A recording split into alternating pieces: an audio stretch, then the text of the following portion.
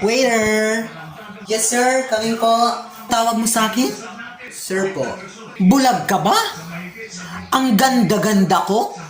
Tatawagin mo aking sir?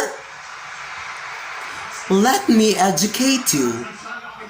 Ng 2 oras. 2 oras talaga, sir? Hindi ka lang pala bulag? Bingi ka rin pala.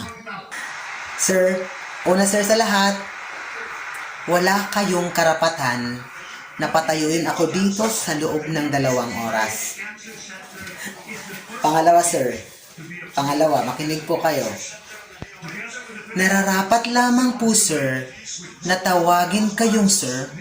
Unang-una, yung braso mo napakalaki. Yung pagmumukha mo, parang punching bag. At pangatlo,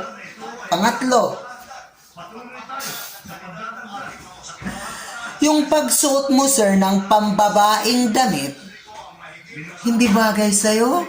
Pangatlo, huwag kang umasta na parang babae dahil pagbali-balik ka rin man ang mundo, wala kang kisi, wala kang matres. Naintindihan mo? Naintindihan mo? Naintindihan mo? Sorry na lang.